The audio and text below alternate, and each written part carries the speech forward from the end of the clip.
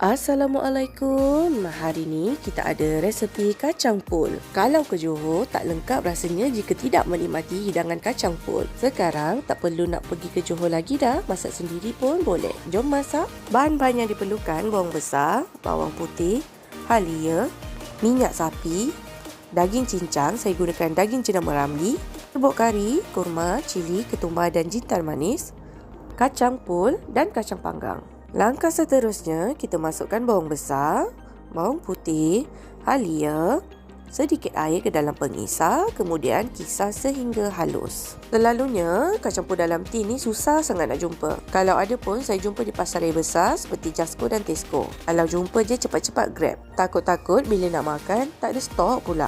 Kisar kasar bahan yang telah disebutkan tadi, jangan terlalu halus ya. Seterusnya, kita masak daging kisar dengan sedikit minyak. Hancurkan daging menggunakan zudip. Masak sehingga bertukar warna seperti ini. Seterusnya, panaskan setengah cawan minyak bersama dengan minyak sapi. Bila minyak sapi dah larut, bolehlah masukkan bahan kisar. Tumis bahan kisar sehingga kering dan keperangan. Selepas itu, masukkan rempah yang telah dipancur tadi. Masukkan sedikit air untuk mengelakkan rempah hanyut dan untuk menghasilkan tumisan yang pecah minyak. Bila dah pecah minyak, masukkan daging yang telah dimasak tadi. Tambahkan 2 cawan air untuk proses merebus daging. Pastikan daging betul-betul lembut. Jika air kering, boleh tambahkan air dan ulang proses yang sama. Bila daging dah lembut, bolehlah masukkan kacang pul yang telah dikisar kasar tadi. Seterusnya, untuk baki lebihan kacang, kita lenyekkan sedikit saja. Masih lagi dalam ketulan yang kasar. Masukkan kesemuanya ke dalam kuali. Selepas itu, saya masukkan 1 cawan air untuk proses memasak kacang sehingga tanak dan kembang. Perasakan dengan garam, serbuk perasa, gula, serbuk lada putih, 1 asam keping. Gaul sebati sehingga semua bahan perasa larut.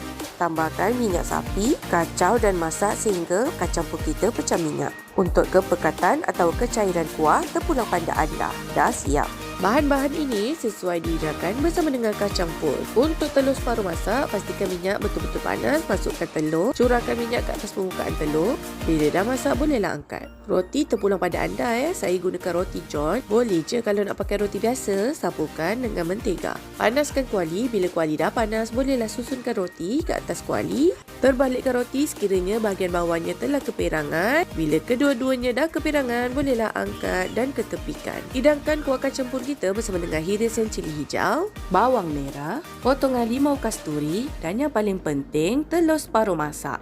Yang, dah siap ke kacang pul tu? Abang tak sabar nak makan ni. Dah siap dah bang, jomlah kita makan. Jangan lupa follow Dapur Mami Adam untuk resepi yang lebih menarik, like dan share video kami. Selamat mencuba.